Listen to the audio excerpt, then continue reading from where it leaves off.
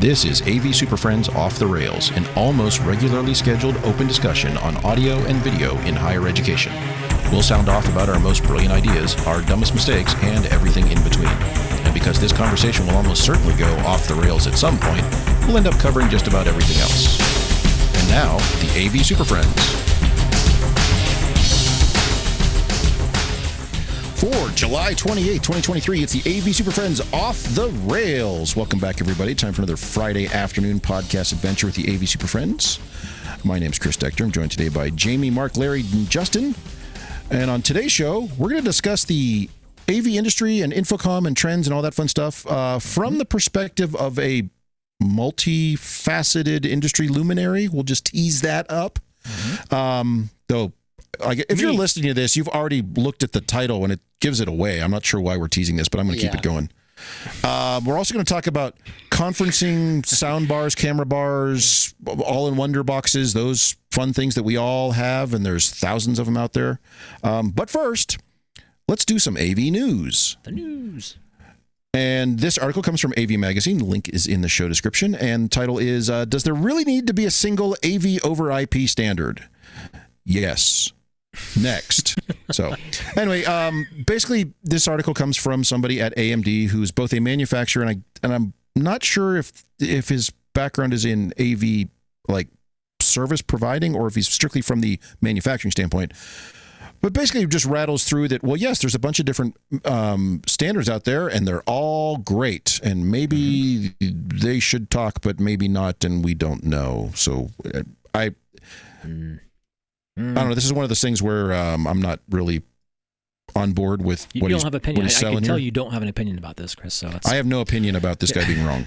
So that's quite typical of you. This was an interesting article because there's part of me that believes like, yeah, variety is the spice of life. Cool. But if we're operating in like a network environments, networking at its core is about standards, right? It only operates with standards. So, wait, your Ubiquity network talks to your Netgear network, talks to your Cisco network, talks to your Juniper network? My mind is blown. Yeah, well, that happens, but that's made only if possible. you have the right cable. You got to have the right cable to make that work. I thought it was the connector, the actual. No, you can't. It's not configuration or connector. It's got to be the special cable between the two that makes the bits flow back and forth. No, we just went out and cleaned the fiber, so we're good. Yeah. So, I don't know. It was an interesting article. I think it was cool. Lots of paintbrushes get you lots of different shapes. It was cool. That's your reaction. Yeah, but cool, early on, he even references SMPTE 2110 that says it's emerging as the dominant standard within broadcast production distribution. Agreed, and yet we in commercial AV are doing everything we can to resist it or even stick our heads in the sand about it. Not me. Not you, but we, the industry at large, because every time it comes up, they're like, well, but we do you're saying really manufacturers, really, is what you're saying there. Yeah, I think there's an opportunity for leadership. Yeah, I don't care about some of the differentiations, but on the other end, remember the days in cell phones? Where are you going with this, Jamie? You couldn't text people out of your network or call. Yeah. You couldn't use a Sprint cell phone on an AT&T network, and if you drove to the wrong part of the country, it didn't work. You're roaming. No, it's called roaming. It worked. You just paid for it. It's a fee. Carriage fees. The carriers were different. The frequencies were different. It just didn't work. It's still the case. It worked. It's still real. And still, we expect everywhere we go, no matter if I have T-Mobile and all over this country, I expect that I'm going to get a cell service somewhere. And that didn't used to be the case. It was very spotty. That said, allow me to introduce you to rural Wyoming. Good luck with that. Yes. But I think the users demanded it, right? Could you imagine if that was still the case? Like radio.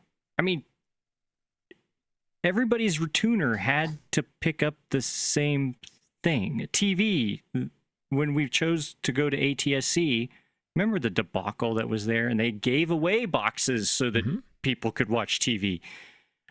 This is not that much different. Yes, there's HD radio. Yes, there's FM and AM, and you have to have the right tuner. But when you have the right tuner, you're going to get all of the HD radios. If you have the right tuner, I think the biggest problem is the market. There's not a market forcing this. And I think that's to your point is, even after 9/11, when, we heard about the emergency radios of the police versus fire, and they didn't have any, they didn't talk to each other. Crosstalk. They didn't talk to each other. And then they stole all your microphone frequencies. Yeah, and they stole all your mic frequencies. It was an event. It was a thing that creates change, right? And sometimes that thing or event is the market itself, and we're such a small market that nobody really cares about our voices. But if are you advocating for some sort of AV related 9/11? No, well, yes. So like we need something major to happen. You're going to jail in AV to make a change. Now, is that a market shift? Is that there needs to be something major to push us over that border? I just feel like at some point they should all start talking to each other. But it's not in the manufacturer's best interest. Exactly. There you go. That's what I'm trying to say, Larry. Like, there's nothing pushing it. There's cash involved, and the biggest players. Maybe the writer of this article works for a company that creates the chips. That's cash involved, and he didn't write it specifically because he's selling shit. Maybe he's gonna reach out now. We're so screwed. We're going to get sued. You idiots don't even know how it works. No, I really don't. Those with the control of this still have the control. It's all of us, people listening to this show. You are going to look for product. Look for interoperable product. Like resist the urge to stay in my walled garden, lane, right? And so it's safer in here. And it's that's comfortable. Okay. That's the problem. And there's no motivation for people to get out of their comfort zone if they go. Yeah. We'll wait for him back. He's coming back. Justin will come back, right? His network is not interoperable network with ours. Exactly. There it goes. He's back. Yes, he has no idea. He has no idea what just Justin, happened. we missed like everything you just said, but we know it was important. So go ahead and say it again. You so glitched out. My Queen feed completely reset on me. My computer just crapped out on me, man. It was great. Was it like a 9/11 instance of AV for you? Did you have 9/11 in your government in your office? Heard what I said and is now investigating every packet that comes out of my house. Well, you're probably running an AMD right chip protocol, in there. that wouldn't have happened. Mm-hmm. Yeah, I know. Wow. I'm not standard. No. But you're not wrong. That we're comfortable in what we know. We're comfortable within our little ecosystems because we know that if I buy everything from brand ABC, it's all going to work together. Except when it doesn't. Why are there 7 flavors of DM? Damn it, which are not interoperable. So figure that one out. But that's easy, Chris. You just call the manufacturer, and they're going to solve it for you because you're in the ecosystem. Yeah, that's interesting that's how that works. People think. Yeah. No, there's an element of truth to that. Like if you're vested in this ecosystem and your product, and you want to give your clients what they need to be interoperable with the things they have, right? And so it's kind of it's double-edged. The manufacturers, yes, there's no reason they should just wholesale switch to create interoperability. That just sounds like, oh, my stuff is now going to be compatible with my competitor. Yeah. Versus let me just continue to give what my clients want. And yet somehow they all got on board with HD-based T. So after a while. It took a while. Because they weren't developing it. And then when it was off the shelf as a solution, you're like, oh, why should I put the R&D into that when I can just use this one? And I think once projectors started to have that built in, that really sped things up. Because at that point, as soon as one of them did it, everybody else had to do it. But I remember when we were asking manufacturers, are you going to have an HD-based T input? And they're like, do you need it? And we're like, yeah, that's all I need. And they're like, oh, and they were feverishly writing on their notebooks in the back of the room. I think that's where we are again with the whole AV over IP things. Yeah. Now, I do think there's little bits and pieces in here, again, being written from a person from AMD, the chipsets and everything else, that I do agree with. Like, I don't really care what the codec is, but to have a chip have up these parts or be able to decode each of the codecs, I think is important. It's almost like if the chip in the decoder chip in your TV wasn't able to do H.265, now you can't use YouTube. Right. I'm not saying those are related. This is a stupid example, but I can only watch Hulu and Disney because I can only decode H.260 700,000 whatever -4. I do think having the chip available where it is programmable to decode whatever we need. I hate it when they're all lashed into one single piece of silicone, and that's all it ever does. Well, I've had conversations with folks that were working for some of these manufacturers, and they've flat out said, "Oh, we can reprogram this to be compatible with anything." Right? They're waiting for the leader to emerge. Well, who is that? Who's going to say? Yeah. And we have seen it. We saw it on the show floor in InfoComm that these ones that are quasi claiming that this is the thing, right? But then when we look at it, you're like, well, I don't know if you are the thing because you don't necessarily meet all of the stuff that I need. But I think when I go back to the leadership, I wasn't really joking. Like, there needs to be a leader to really say, this is what we're all going to, or a group of leaders to say, this is what we agree on. And right now, there's no financial interest in doing so. You're right. I mean, if you, we've talked about this before, if you had somebody big, like say Microsoft, come out and say, we're doing NDI across the board, that would force it. Or if you had somebody big like Sony and Panasonic go out and shake hands and say, we're all doing 2110 on everything, that would start to force that issue. But no one really will at this point, which is a little strange. And I'm sure there's a lot of different additional factors at play there. But until there is that either that widespread agreement, that leader who takes that position and moves the industry one direction or the other, or in Justin's case, they have 9/11 again. I don't see this happening because there's too much money to be made staying in your walled gardens. Yeah, there'll be those who say, "Oh, why should I have to do that? I'm just fine doing my different thing. You can't tell me what to do." Yeah. Please not Microsoft. Please not Microsoft. Please not Microsoft. Please. It won't be Microsoft, Jamie, because they didn't even show up at the show this year, so you don't have to worry about them. It's going to be zero trust. They were there. They were hiding. They were in the back. What'll drive it's going to be zero trust. When it says, if you don't have these protocols in place on whatever it is you're communicating with, you're not going to work in our environment. And then all of a sudden, everybody's in a scramble to adopt what it is so that the IT governance says you're allowed to work on my network. Agreed. But what if we just spin up a bunch of small thousands of networks and just stay in our ecosystem, Mark? Then your CISO is going to come over to your house with a sledgehammer and shut it all down. No, that is the most secure type of network that doesn't go anywhere. So yeah, the most secure network is just not plugged in. Right. You've installed a high impedance air gap between your network and theirs. Perfect.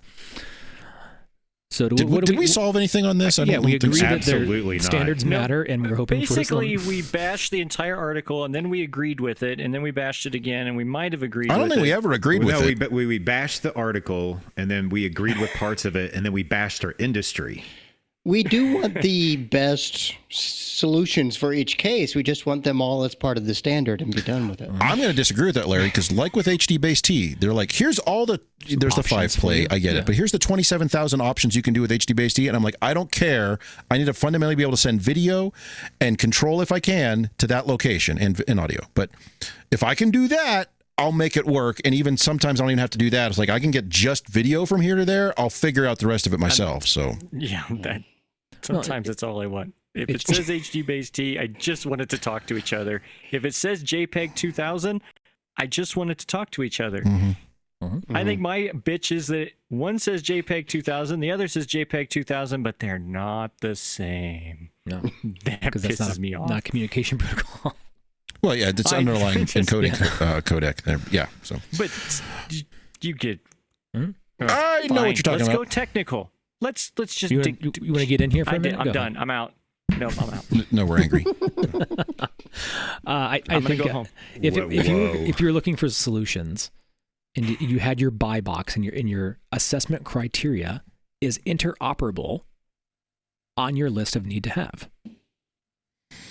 Not as a need to have, no, currently, because we've all made peace with it over the last 4 or 5 years. And that's what if the it industry is, wants. then you're actually not buying any AV gear because none of it's really until it gets out of the interoperable. Nice to have into the need to have. Right. We will have what we have. Well, but if you were asking that exact same question, say in like 2018, I almost would be willing to bet that interoperability.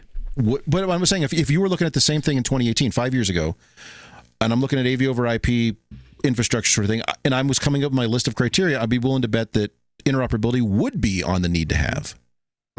So, and it is on as much as it can be on mine. But I get like 5Play. I can't ever get all things. Mm-hmm. There's always usually video. There's always something that's not. And it's something that is rumbled about every now and then from various, large control system and AV over IP manufacturers, that there might be a way to get NDI or SIMD 2110 or something in there. I'm like, great, if you do that, that will start changing some stuff. But then it's still coming soon. Yeah. So. All right, well. Alrighty, well, how about we take a quick break? Because we've got a very, very special guest coming up in just a few seconds after this message. Hey, y'all, I've got this new show I got to tell you about. It's called AVSF Live. That's LIVE exclamation point. First off, all you need to do is go to avsf.live.live, not .com, not .net, but .live. Yes, it's a website, does work. We're going to try out this new live video thing. It's probably going to go over like a hair in a biscuit. You got to check it out. Come to the tweeters and look us up on LinkedIn to find out more information. We'll see y'all soon.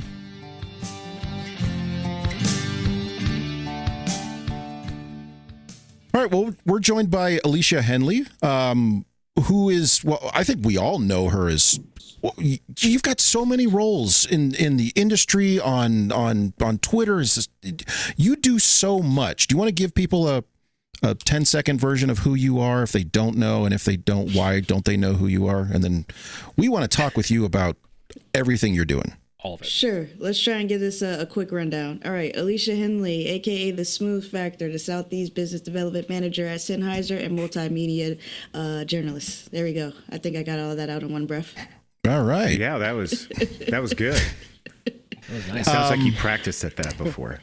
Yeah, you almost have an elevator pitch of who you are. Maybe a time or two. So you were all over the place at InfoComm. You're doing so much. You've got, perspectives from, from your manufacturer, from your day job. You have to do stuff there. You're heavily involved in AVIXA and multiple committees. You're there as a journalist, an influencer.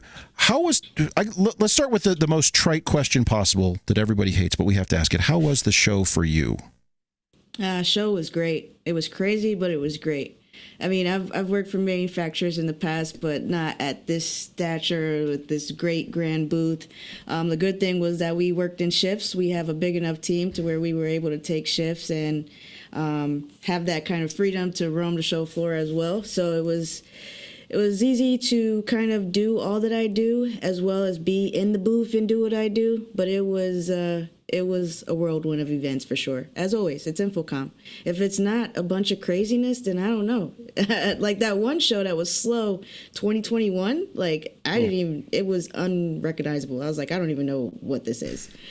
So I'm glad that we're back to the crazy. Honestly, it's all good. Yeah, 2021 was definitely weird. Yeah, the whole world was weird. It's all weird at that time. This past show, for I think even us, it was different. It was really busy. This was probably one of the more busy shows I had been at in quite some time, and it's been a while since I've actually been. But just our identities at the show were different this year, and it was probably the first time we really had to juggle that, right? So we all kind of are our college selves, our social media selves, this podcast selves, and having commitments for those different identities. Like, how do you juggle that when you're kind of there, like that whole piece? I'm just curious because I had a hell of a time with it. Yeah, I'm a planner. Like, I try to plan everything down to like the minute. Right, like InfoComm is one of those things. That is not Mark and I. Yeah, that burned me. I tried to do that, and it was like, oh my god, I can't do anything. My calendar says I have to be over there and over there at the same time. Yeah, and then it's always worse when you go West Coast because my time changes so much, and then my calendars never sync, and it's horrible. But when it's here in Florida, that is like, yes, it's golden, right? But yeah, I legit plan almost everything down to the minute. I have multiple calendars for everything, and then I have one calendar that has overlaps of things just to make sure I don't have a blue meeting over a yellow meeting. Like, it's planning from the top of the year all the way through the last day of the show. So when you're planning those, how long is your typical day that you're organizing? Like, when do you get started and how late do you plan on going, and one of your different personalities that you have to represent? Yeah, we're up at 5:30 every day that week, just because you got to jump fly. And then you got to do your networking. So, I mean, that could go into at least 1:12 at night. So it's full. It's a jam-packed week, but it's worth it. Like, everybody's like, how do you do what you do? I'm like, I honestly don't know. Like, I plan as much as I can.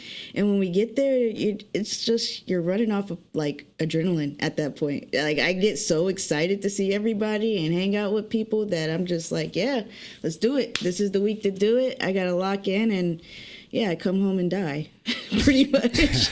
Structured chaos.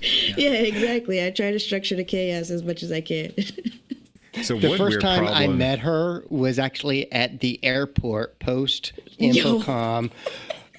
Me and her were scheduled for a red eye. We were on a flight at like 4 a.m. in the morning, on Saturday morning. And like, I recognized her from across the terminal. We were on the same flight. She recognized me. Neither one of us had any energy left to do anything. We just kind of like stared at each other, nodded, and went back down. Just That Yeah. reminds me. the coffee raise. I see Man, you. I it hear wasn't you. even a coffee raise. That night was brutal. Because it was the first time back to InfoComm in a real, like, natural capacity, right? So Friday night, we're out like, screw it, we're going to pull an all-nighter. We're drinking, we're watching sports. And I didn't even go to sleep. I just went straight to the airport. And I saw Larry with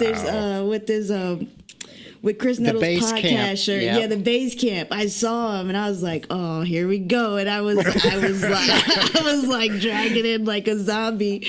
But it was mad respect because we both like side-eyed each other. It was like, hey man, we're not all gonna right, do we're this. not doing this right now. But it's all love. That's funny because I forgot about that. That was probably the night that I did the most drinking. I was like, I hope nobody sees me. And we ran right into each other. That reminds me of, this might have been the InfoComm before COVID. Was that Vegas, I guess, the last one, the full last one before COVID maybe? Or was I that think Orlando? so. Was it Vegas? No, I think that it was was 20. If it was 2019, that was Orlando. 2019. Orlando. That was Orlando. It was Orlando. Maybe it was in Orlando. Orlando. But it was Friday morning, and I was walking through. I think I was heading to the airport, and I look over, and I saw you laying on your back, passed out on a couch, and I yell over. I was like, "Are you good? Are you all right?" And you didn't say anything. You put both thumbs up. You're like, and just smiled. I'm like, "All right, is she good?" Man, yeah. The last night is like, all right, we're going all in because Yep. I usually fly out super early on Saturday, so it was like, all right, we're all in, and then I'm just gonna drag it home if I can. So the people who see me Saturday mornings or late Fridays, yeah, you catch me at the It's end of rough. it where I'm done. Yeah, Now- that's good memories, you guys. That's Yeah. yeah. That is like the perfect example of what my week is like, and then you see me at that state, and I go home that way, and I am that way for at least 3 to 4 days. 3 to 4 days recovered. Yeah. Oh yeah. Wow. Yeah. Where do you find you spend, like when you calendarize that? Is it your day job? Is it your alter ego? Where do you 1/3, 1/3, 1/3? I mean, how do you go about, what takes up your priority? How do you go about juggling that? Because like Mark said, I don't know, I probably spent 70% of my time being a podcast person and 30 as part of work. But you just said you had struggled with it too. So how do you, after show, are you going out as social person Alesia, or are you going out as a work representative? So that's the thing, right? It's titles. It's all titles. But honestly, no matter what version you get of me is me. I'm going to be laughing. I'm going to be dancing. I'm going to be swagged out because I love looking good, right? You're going to get the hair up, you're going to get this up. Like, me is me. And that's something that I try to get across. Whether you meet me online, you meet me in person, you meet me at an airport, like 9 times out of 10, I'm usually myself, unless it's that one-off night where I'm just like, yeah, I'm alive, but 9 times out of 10, what you get is what you get. But when it comes to prioritizing activities, it's always a 9 to 5 first, because from my perspective, that's my livelihood, and my partners come first. Right? Because I have to work around that. There's no way around it. Companies, they know who I am, and it's a win-win when I join a company. They let me do my thing, right? They don't say, hey, Alesia, you can't do this, right? And they understand that. If a company doesn't understand that, then obviously it doesn't work out, right? But it all overlaps. So the 9 to 5 is always first, clients, partnerships, building those relationships, and then I build around that.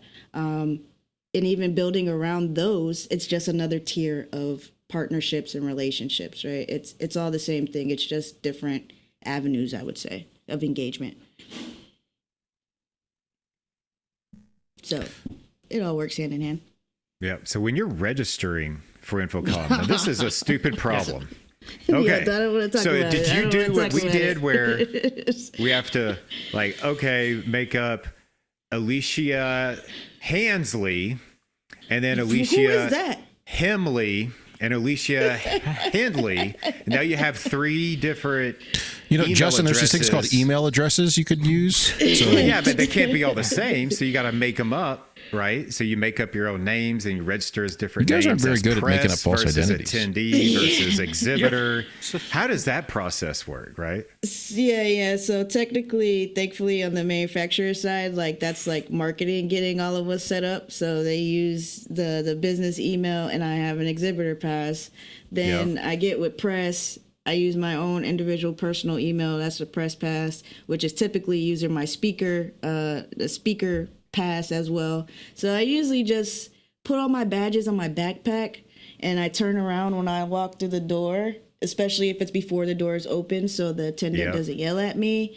But yeah, I have tons of badges. Okay, that's good to know. It's weird. So if you have multiple badges, you don't have to hide the other 2 badges from like if you're trying to they could see all 3 and they're good because we were flipping badges and like hiding this badge and then exposing this badge. Yeah, our identities having or not having access to pre-show functions. That was a big hurdle that we thought we had figured out but didn't have fully figured out. So some of us did. Yeah. Chris I just climbed in a suitcase and they pulled me in. That's getting you jammed into that people backpack and sneaking Jamie, you you onto tried the floor. you tried to literally sneak in one day, and that did not go well. Yeah, you got caught. One day I got yelled at. The other day was easy. It varies, man. But if you have that one kind of like badge, it was a little bit harder when I was an end user because I would just have my press badge. But at that time, it was kind of early on where manufacturers would do press release at like 7 a.m, where you go to their booths, and so that would automatically get you on. But I don't see much of that happen anymore, thank God, because I didn't like the 7 o'clock touring the booth thing. But yeah, when I was an end user, it was a little bit more challenging because that exhibitor pass is really the one that it'll get you in, no questions asked. Yeah, the go where I want pass. Yeah, exactly. During any time, right? We don't care if the hall is finished or not. You can come in here. Yeah, it's all those secret sauce things that you got to know if you're going to wear multiple hats. Yeah, it takes a little finessing, a little getting yelled at, trial and error. So were there events, things, product that as you have these different identities that you use, they look different to you, right? Were there things that you see differently from the different hats you wear on the floor, or just the whole show wide? Are there any examples where you're like that, this role I have, I was really into seeing these types of things versus this role, I was really into seeing these types of things? I don't think it was like a seeing type of thing, right? I'm a geek like everybody else. I want to see as much as I can, digital signage, audio, you name it, whatever. I'm trying to see the coolest thing on the show floor from all perspectives. Check out competitors, check out what's new. So I keep my finger on the pulse of technology. I've worked really, really hard for my technical background to the point where I never want to lose it. So I'm always looking for the latest and greatest and seeing how I could get my hands on it. But what was most challenging was not necessarily looking at things. It was realizing, all right, I've been pitching and talking to my partners and my clients all day and answering their questions and going down that road. And then I had to immediately switch it to being in front of the camera, kind of personality, covering the show. And that was a little bit harder than I expected, to be honest with you guys. Like, a lot of people that see my videos are like, "Oh, you're a natural." Ha! I should create a blooper. Like, I should create a blooper reel. It's fun. Like, and the challenge was switching between all of these things mentally so fast. That's where the challenge came. Because, I mean, I could be hanging out, not at work on a weekend, hanging with friends that are in the industry, and we end up talking about Sennheiser because we all geek out, right? So, like, that's what I mean by everything overlaps. But when you're talking in a booth all day with your partners, and then immediately you have to go and be like, oh, we're at InfoComm 2023, this is what we're about to see. Like, it was a lot harder than I thought to switch that. Like, I didn't have any real downtime between that switch. So it was more of a mental it was a mental challenge this year. I can't lie to you guys. So you said you're a technologist. You're really intrigued by, keeping your finger on the pulse and what's the fresh new thing. So what did you see? What did you see as a trend or something really interesting on that floor that maybe you didn't know was going to be there, or something new, or something that our listeners say, hey, this is something I think is really interesting? Yeah, I wouldn't say new, but creative, yes. I liked how View Studios got involved with what we're doing more, which is interesting, seeing that they're more production. At first, I didn't get how our industry was so kind of separated, right? It's like, oh, you're in production, you're not technically in AV. You are something different, right? If you're in music, oh, you're not technically AV, even though you might be a studio engineer. Oh, you're live sound. No, you're not really pro. We don't, you know what I mean? So, like, it's just this weird thing that I honestly could never wrap my mind around. But seeing more creative kind of deployments like View Studio being shown at InfoComm is kind of like, oh, maybe we are getting out of our box of standard UC, and that's all we talk about. Or, we're getting a little bit more beyond huddle rooms and trying to be more creative and embrace these different technologies and what we do day in and day out. So that's really what I pay attention to, because that's how we grow our industry from people who don't know about us. And that's also part of why I started creating content, right? We all know AV, but everybody, it's like we're in our own little bubble. Nobody else knows what it is because we've been in the background dressed in black for years and years, or it's installed in a ceiling. You never see it, right?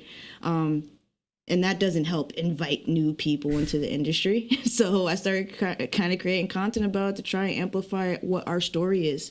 We don't necessarily market our industry very well, even though we are in every little piece of entertainment or a conference room or a courtroom, right? Like, there's just so many different avenues that I never knew about, and I focus on highlighting the different ways you can get into it. So when somebody like View Studio is at InfoComm, I'm like, okay, maybe we're trying to gain a bit of a creative edge here that can excite some younger people, excite some people who are maybe in filmmaking and didn't know they could do this, right? It doesn't matter. So I like seeing things like that. That's what was really interesting to me. I had a conversation with one of our newer employees this morning about that very thing. Mm-hmm. Like, how do we make our industry attractive to recent graduates, high school or college, don't care. How do we do this? How do we open it up? And sometimes we tease about it all the time here. Each one of us, well, I came from radio, or I came from tours, or I came from, every one of us has it. We landed here because, well, we were tired of doing the other thing, but it was loosely related. Except Justin, he just showed up and kept doing it. He just showed up. But how do you promote that? How do you say, what are ideas that come from you in your show, in your discussions, your articles, your social media?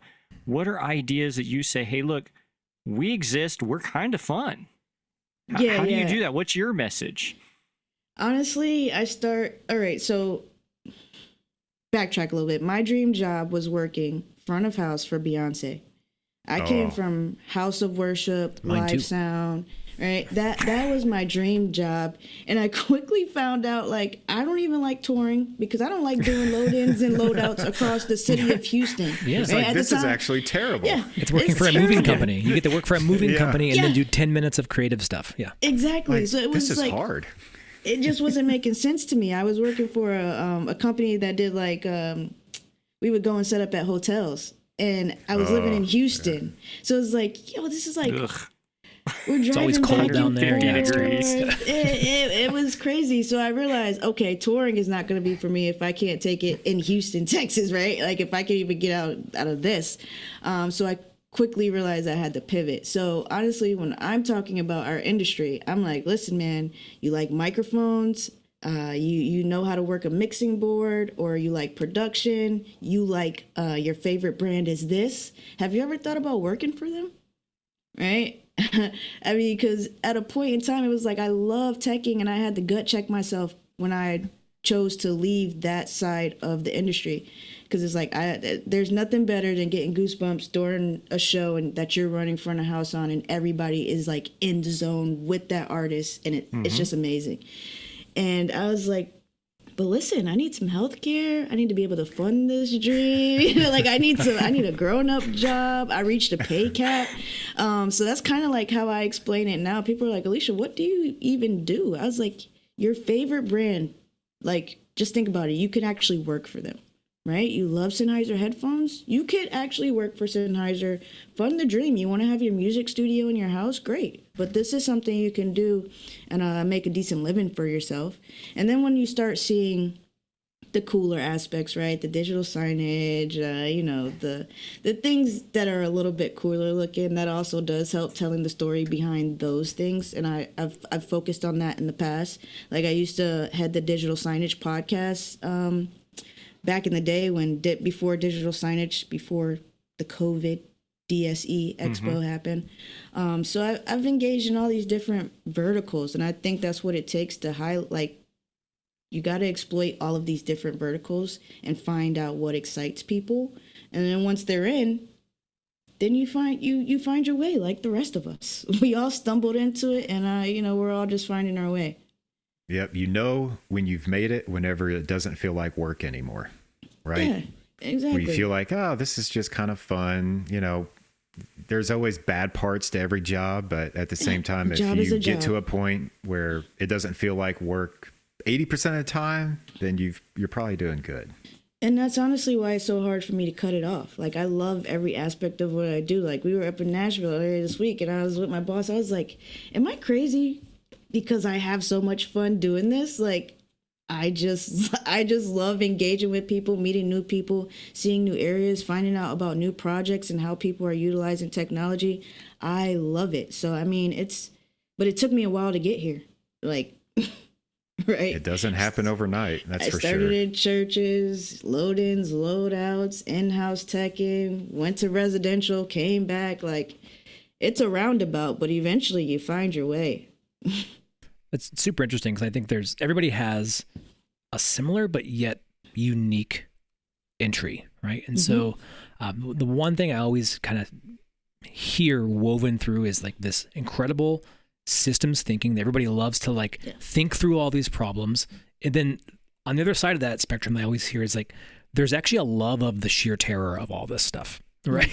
That when I came from front of house world, that's like knowing that at any point in time, whatever could possibly go wrong, it might go wrong.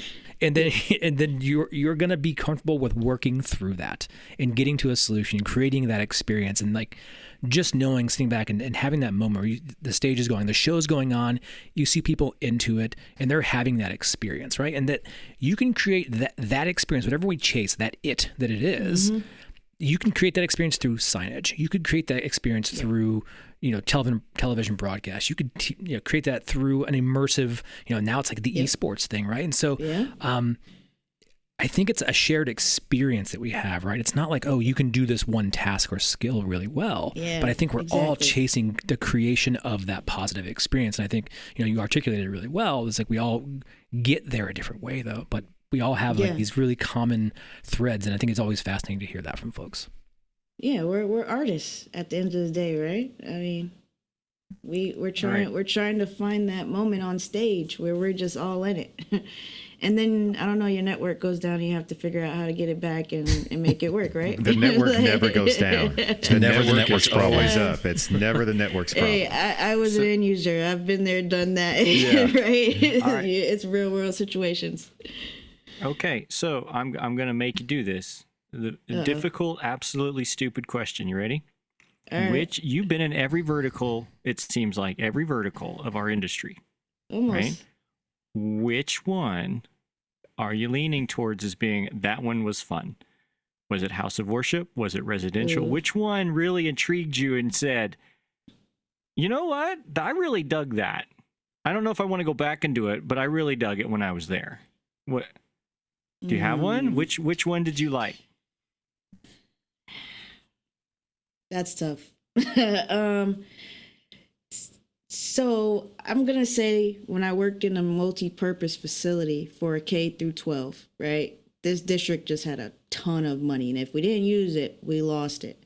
So we had the latest and greatest of everything. And that's kind of how I found my way into everything. One day I was running lights for the Nutcracker. The next day we were setting up for a prom of over 5,000 students.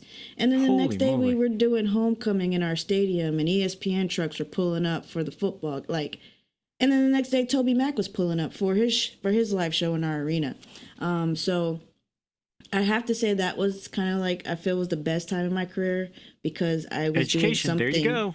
I was doing something different every day. And again, It's a lot. Focusing on education. It was crazy because you would still have the teachers bringing their classes in. Colleges would come in and do fast food things. And it was always something new. And that's where I learned a lot. So much different technology, so many different things. We had digital signage, we directing football. It was crazy. So that is kind of a hosh-posh of everything. That's why I say that one was my favorite. I guess K through 12 is its own vertical. Yeah, I think that's really fair because that's a lot of reasons why most of us are staying in higher ed.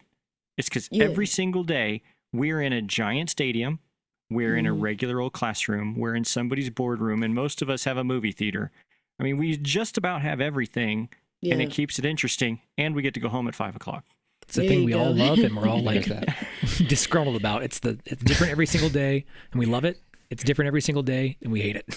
I was the weird one though, right? Because it wasn't like I was I was focused on classroom technology. It was this event space that ran almost all the time. So the hours is what got me. I was like, all right, I don't know if I'm going to be able to do this anymore. Yeah, it's not sustainable. And I wasn't going to be my boss in like 20 years, so I had to figure it out. And then that's when I found like the world of InfoComm, and I was like, oh snap, I could work for these companies, and it was just like a light bulb. It was a light bulb, a gut check, and then a light bulb. Yeah. That actually makes complete sense. Yeah, you guys. Okay, good. I'm glad I'm not talking crazy talk here. No, that makes complete sense of what you just said. Perfect. I kind of had that moment too. Is working young in IT, doing like Novell administration stuff. I was like, this stuff sucks. And then we started playing another technology and doing post-production. And I, got exposed to InfoComm, had some ideas, and completely flipped my whole career path in 180 degrees. And here I sit. So we kind of all have that similar story, Don't be afraid to pivot. There's a way to stay connected to what you're doing, but don't be afraid to pivot. It might not be exactly the same, but it could change. It could change everything. Yep. I think that is like the elegance of our industry, right? Any different part of the vertical is that it will change. Yep. Like it's going to, and like I think we all acknowledge that there's going to be opportunities because of that change, right? And that becoming comfortable that in 5 years we're going to retool everything we're going to do, right? Look what we were doing 5 years ago. What are we going to be doing 5 years from now?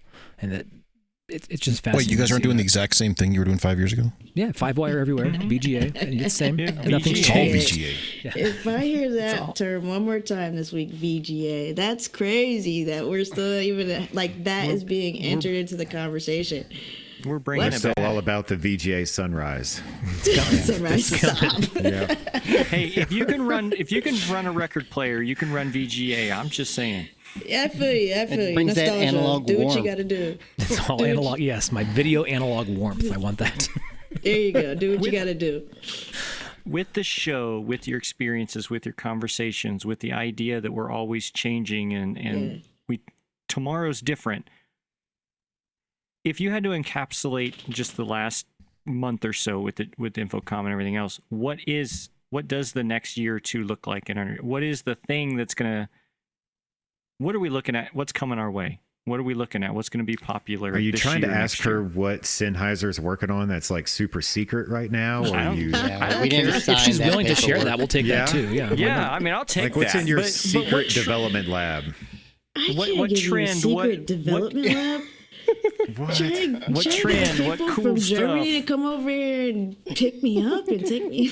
Yeah, das ist gut. I've been trying No, to get me thanks. to Don't make give fun them of their the Germans, German man. engineered microphones, and they won't do it. You were close at that HETMA booth. You almost had one. Oh, I almost had one put in my bag, but darn What is Joe it you're Way looking for? stole it out of my arm.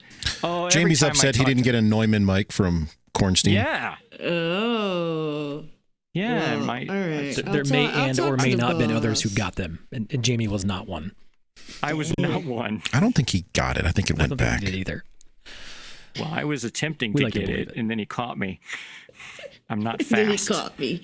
You get caught a lot, But it so- seems like. I You said you got. really, I'm that guy. He's like, you know what? He looks kind of. It gotta be He's more like stealthy. low key Get him. sketchy. Like Yeah, Jamie needs to be more that little self-aware. dude's got. There's something going on there. We need to watch that one.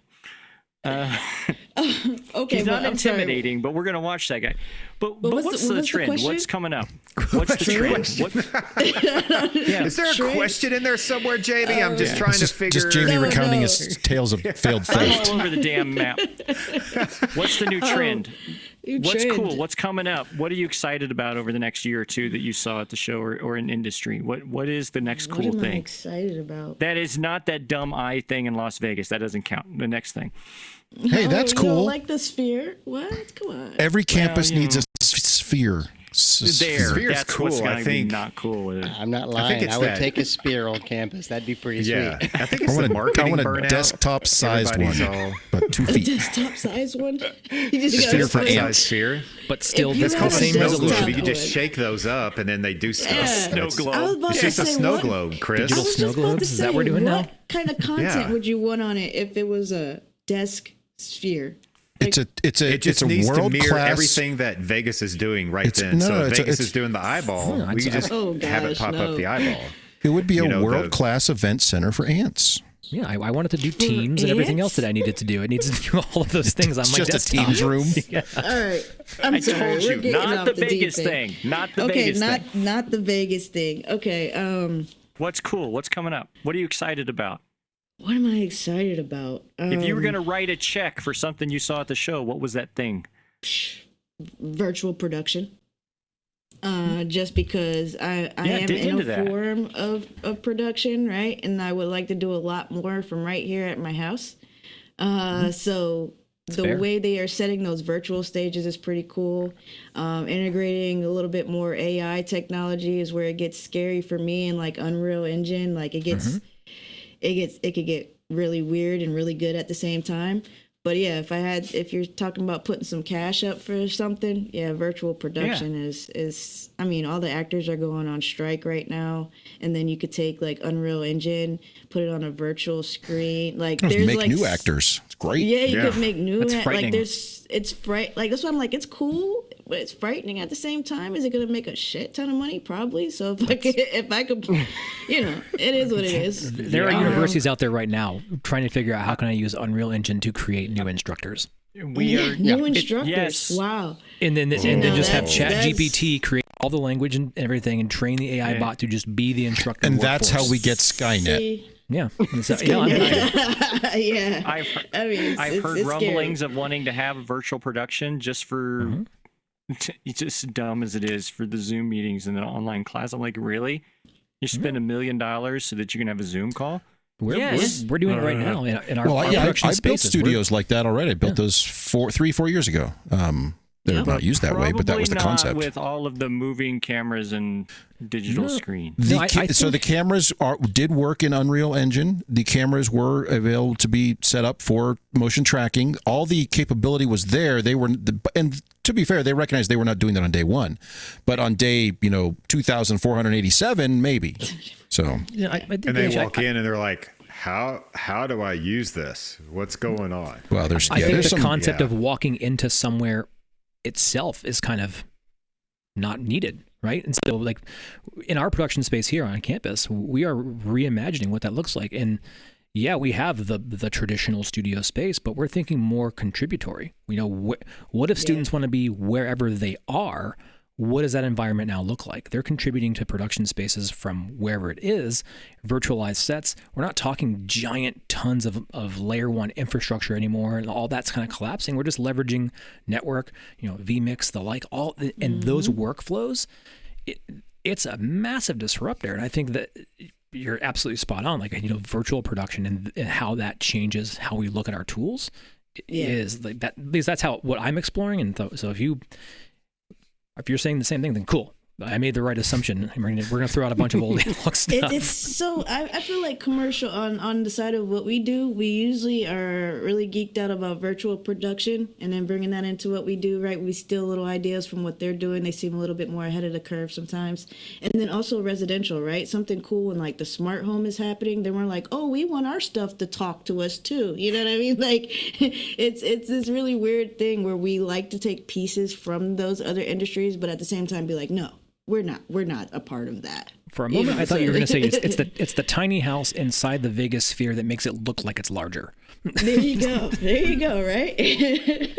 All ran off the smart things. Yeah. Exactly. So, but yeah, if I had to put some money up, I guess that's what I'd be into. I mean, conferencing isn't going anywhere. Cameras are going to get better. Audio is going to get better. Whoop-de-doo. And people are going to choose what they want to use, right? What makes it different? Who do you prefer to work with?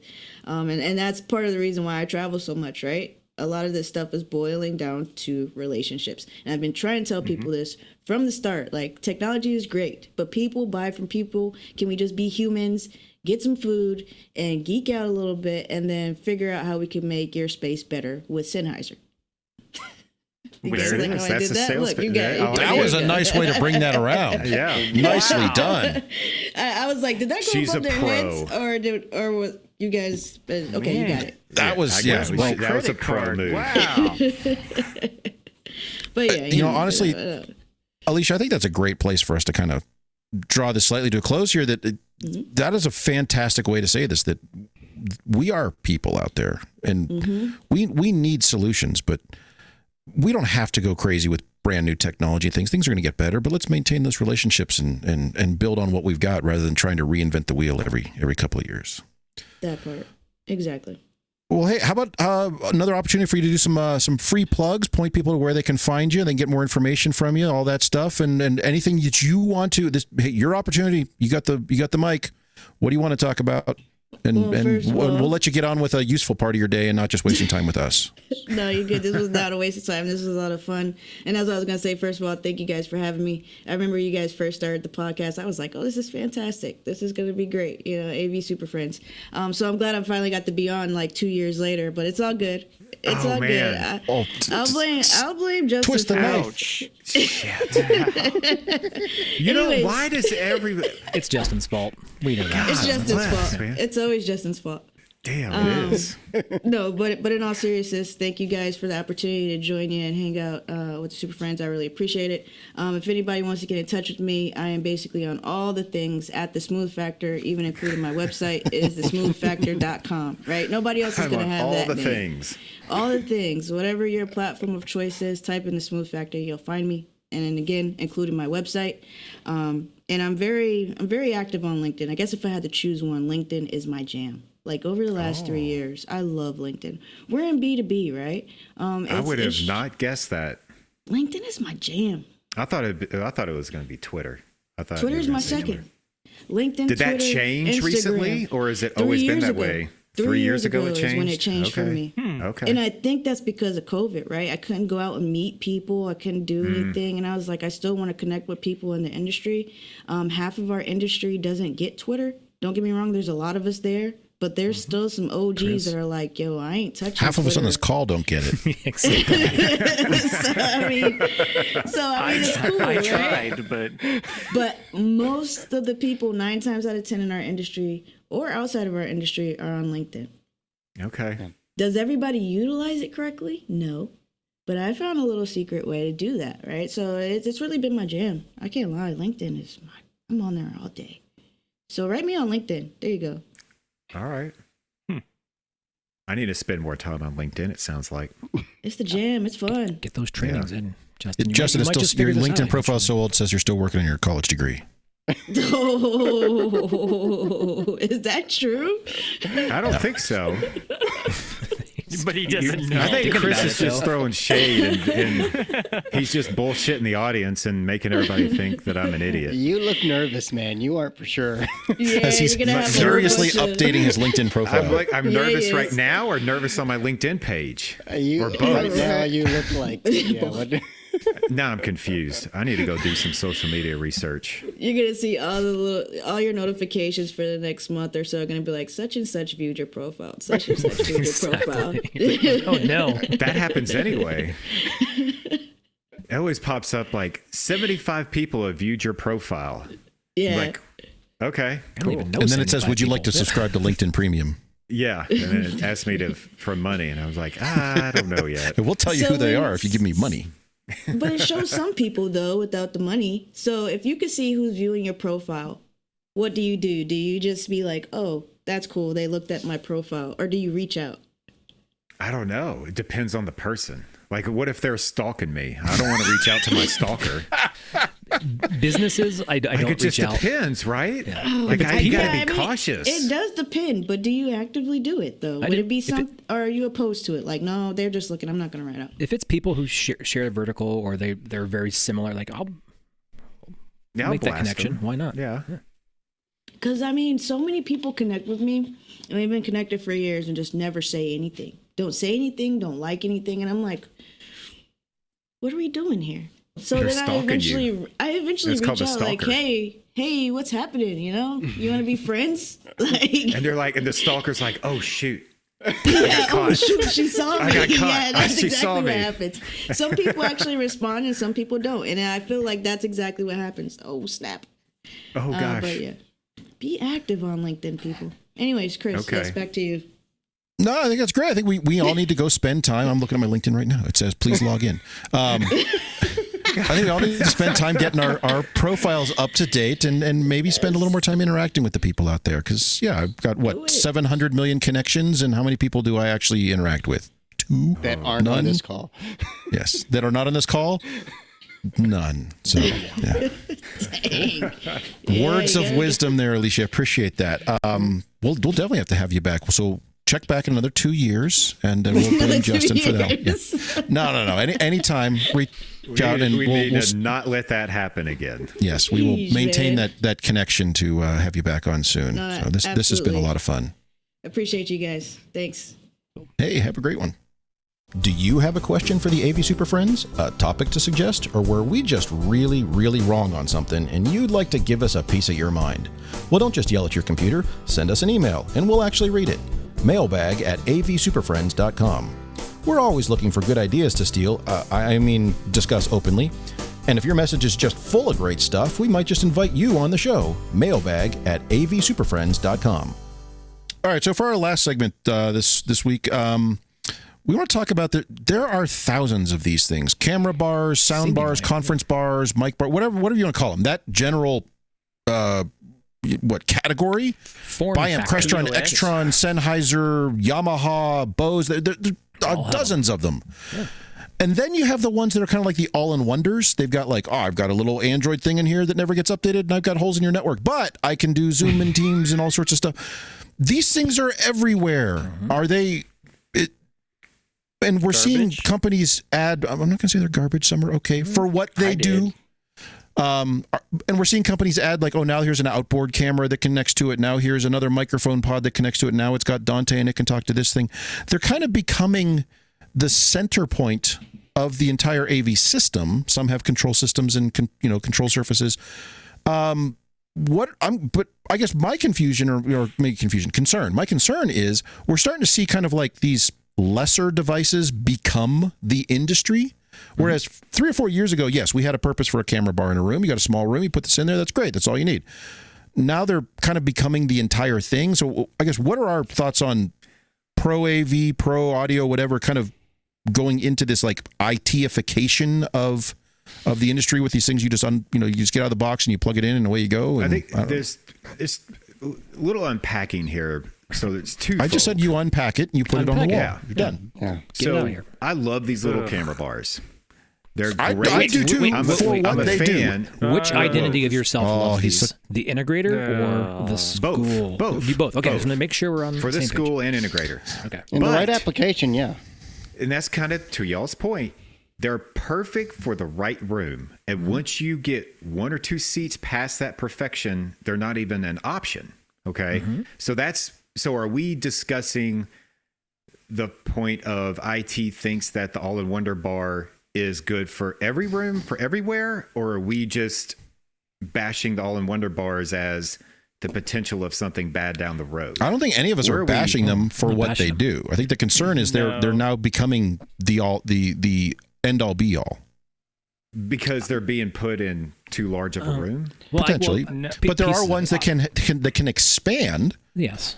Yeah. So, if I can have outboard audio from it or additional microphones going in, is that still a viable solution for a larger space? The way my I go concern is if I can keep the standard experience the way I want, conforming to the standards that we need to design to, it doesn't matter. It's a good solution. So And my you just concern have to is, evaluate. like, following up what Chris said, I'm getting asked about these products from IT people. So they're getting pushed into the IT infrastructure as solutions. And now I'm arguing experience versus product. Yeah. I will say, to your point, Larry, I agree. But what IT's pushing is not the camera all-in-wonder bars that I like. They're pushing stuff that are even worse than the ones that I like. I think there's a gross misrepresentation of the solution at large anyway. Yes. I think you have the experience different levels of in the shitty here that we need to unpack. The cuddle space experience, or as seen on TV and or the internet, or however you experience your Logitech Rally, wherever they saw it in the actual thing. I will refrain from telling you where I put those. Yes, and because we put those in the trash. I in the see trash these can. Asked about a lot. That's not true.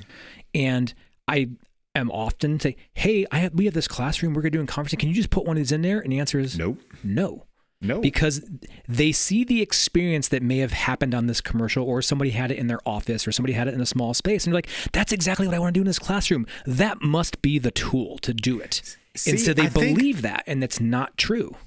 I think we need to blame marketing. It's marketing's fault.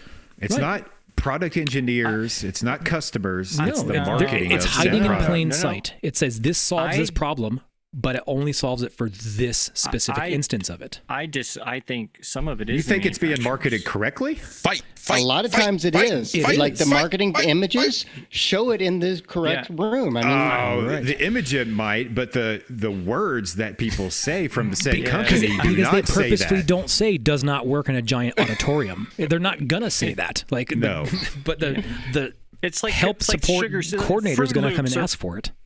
Part of a healthy part breakfast, of a complete balanced breakfast. Yes, exactly. There it is. Part of a holistic solution. Please consult your administrator appropriately. As long as you marketing have fruit problem. and no, but I do think it's a manufacturing problem. I think they're all trying to jump on this thing, and we've seen in the right circumstance these things are nice products. But I'm tired of it's USB-C. You can only be 6 feet away from it. You can't extend it. You can't do, and it's like, well, just stop. There's some companies that should not be in this market, or we're going to expand, and we put a port on here so that you can put this on your Dante network, and you can get the sound and video or sound and back and forth. Well, how about the camera that's on it? Oh yeah, that's just USB. We don't make that. We just buy that. That's a different scale. And I'm just so damn tired of everybody wants a piece of this market because of what we've said. That's where the money is, though. That's where the money, The Zoomer things, the neat things, Well, they're just... Look at the business of it. I've said on the show, this hot garbage. The number It's one all growing shit. segment of my offering is the small conference room, medium conference room, like that. Yeah. So the market is providing tools for that, and these things work great for that. They work really well up until the point they don't, and they don't work at all. Like that, and there's no gray area. It's a marketing problem. Well, so to your point, Mark, about, I have done way more administrative, medium to smallish conference rooms than I have classrooms in the last 2 years, because that's what everyone needs, and they're coming back to campus and realize they need better audio. And if I walk into a room and that's the farthest person is no more than 15 to 18 feet from the screen, you're getting a camera bar, and I'm walking away. Yep. And it works well. Absolutely a case. But I'm again, why does this stupid camera need an extra driver software? Marketing problem. Why? That's not marketing. That's Why bad did you manufacturing. So there's all these little things. I'm like, you took all the easy out of it. I'm sorry. Yeah. In the rights area, we're all on the same page. It's the misuse that pisses me off. And so we can go around the horn really quick. It's misuse because it's a marketing problem. Does the normal sound bars that we're seeing, all-in Wonder bars, insert whatever brand, does it belong in your standard classroom space? Yes or no? I will say no right now. If I have a small classroom, standard classroom, not small. Standard. Not hedging it. Standard classroom. No, absolutely not. Okay. What if we put 3 of them in there? No, that's dumb. Oh, well then. Get that shit out of here. Come on. What if it runs Zoom rooms? What if we put 7 tires on a car? What happens now it if is we put the 7 standard, tires Jamie. on a car? Does it drive better? That exercise is all I had a about. company call me the other day and say, "This is great. Put it up your rear." I don't. But it's certified, Jamie. It's certified. Was it a marketing rep, Jamie, that told you that, or was it a product engineer? It was a marketing rep. They don't let product engineers on the phone. My local integrator trying to sell me a bunch of them, but sell you sales marketing. Point proven. We have this thing, and if you just buy the Zoom Rooms license, it works wonderfully. You can stick that thing right up your keister. That sounds like marketing. Justin and his marketing team. But I do love them. Don't get me wrong. I do like these for the right space. Exactly. So we just did one in the huddle spaces. They're great. They really are. Yeah. But we just did a small. This was piss me off. Small conference room, and it was it seats probably maybe 12 people. So again, farthest viewer is about 12, 15 feet away. It works great in there. There were other problems with the space, and I just took all the stuff out of the room. I took out all the HD-based transmitters and receivers. I took out all the button panels and all that. And I said, look, here's a camera bar. Here's a monitor. I put a computer in the room. I said, there's a wireless keyboard and mouse. You log into that. All the problems stopped because it is now for that space. It is the right solution. It is super easy to use. They are happy as can be because we have come over and quote unquote fixed their system because we took out all the stuff, which was wedged in there to try to make it work, and it was just causing all sorts of. So for the right scenario, these are great. I will even go so far, and this is going to blow some people's minds, I'll go so far as to say an owl cam, or as we like to call them, the entire category of hootie-hoos, are great for the right scenario. If you have a room where you have 4 to 6 people sitting around a table and they're all right there, that's fine. I keep finding them, though, and Justin, to your point about marketing, and to be fair, Owl Labs in particular, their marketing material is all correct, but they get sold as this is the one thing you need to put into your giant auditorium, and you can now mic all of, the entire stadium, and everyone can be heard. They didn't do that. That's all on the kind of on the sales side of things. But I keep going into rooms where their cameras and mics don't work, and there are 2 or 3 owl cams kind of lined up along this like massive flock of them. Well, I was going to know this massive like aircraft carrier table, and I'm like, well, that's your problem right there. You cannot buy 3 of these and just make the room better. It doesn't work that way. So but it does cause issues. Well, I think Justin, were the owls staring at each other? Justin, you fight this. They were the last one I found. There were 3, and they were not even linked. And you can link them together and they share over Wi-Fi, which is the whole thing as far as enterprise networks, because none of those support like proper enterprise networking and all that. But that's all they weren't even linked together. They literally just put 3 in there with the thinking we'll just have 3 different people connect them to their computer. I'm like, oh my god, please stop. To those powers who made that decision, that is a symptom. And Justin, you may and or may not have been asked. Justin, your solutions are all too high priced. You have golden stuff, too expensive.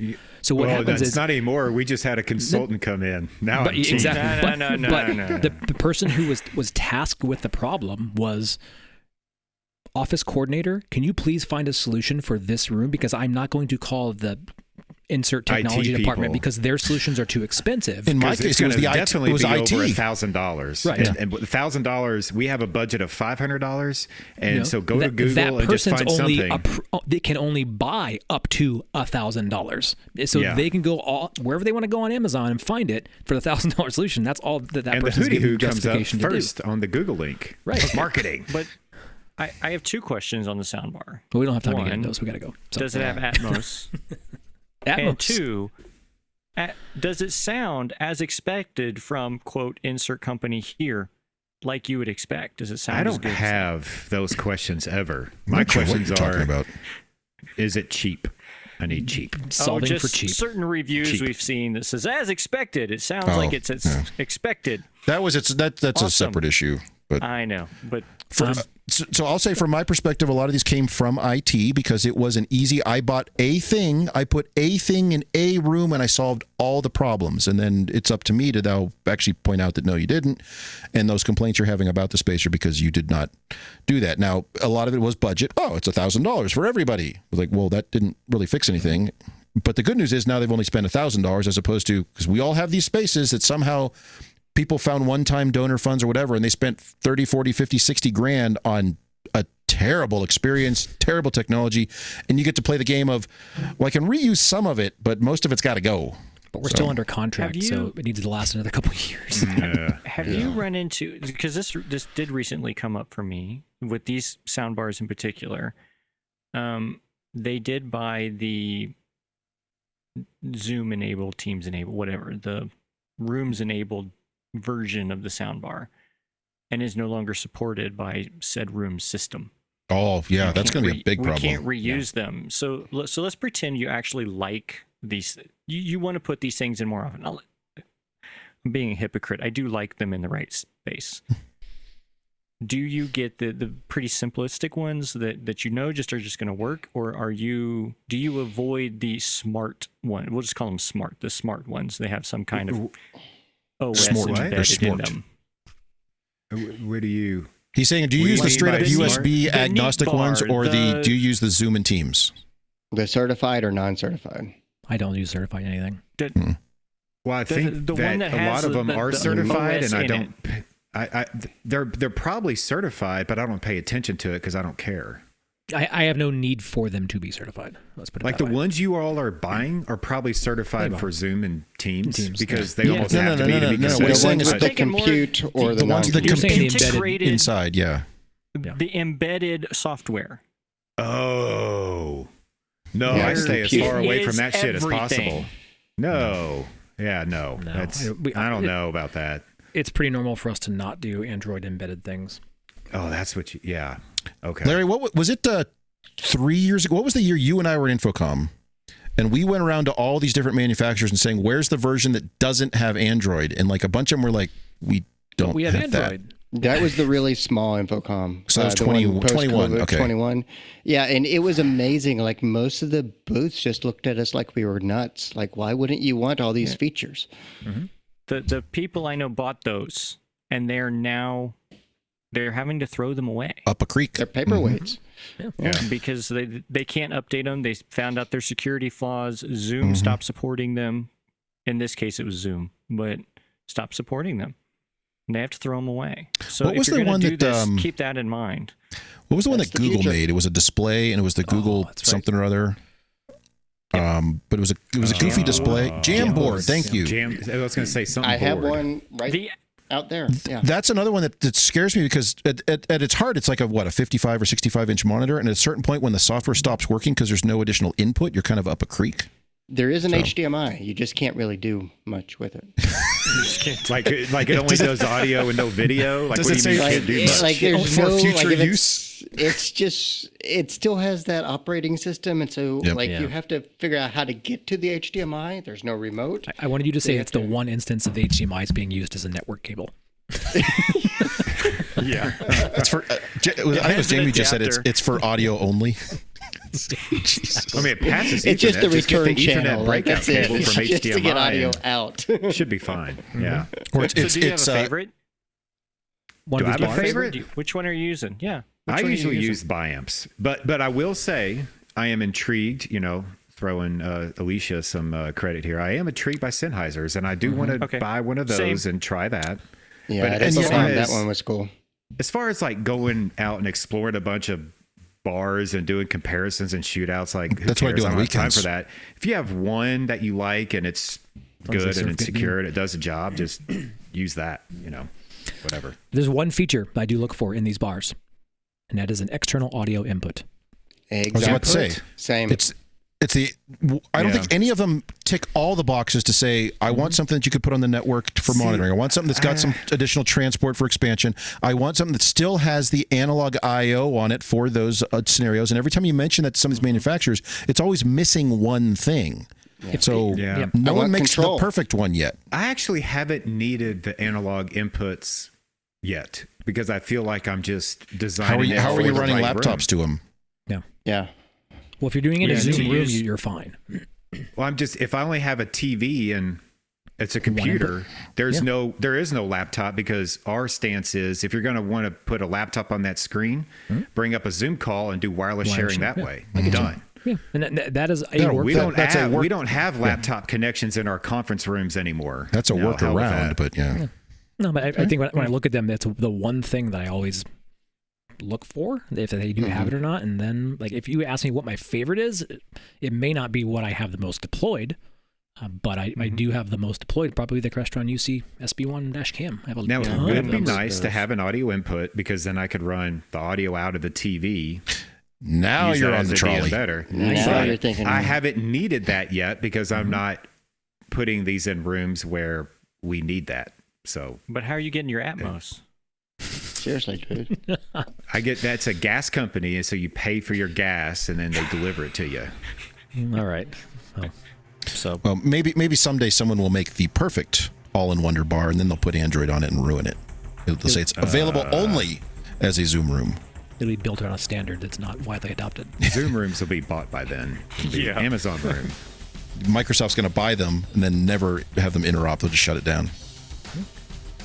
A Teams Zoom room thing. That'll be the day. All right, well, screw that. Let's get out of here. We'll do a show again next week. How about that? Cool. Well, we've managed to ruin yet another episode of AV Super Friends Off the Rails. You can contact us with questions, topic ideas, or general complaints at mailbag@avsuperfriends.com. If you complain loud enough, we might just invite you on the show. Nice work, everyone. Sharp broadcast. Really good. Everyone on the floor as well. Really a lot of hustle. I liked it. The opinions expressed by the AV Super Friends are solely those of the individuals and do not represent their respective institutions, organizations, companies, or clients.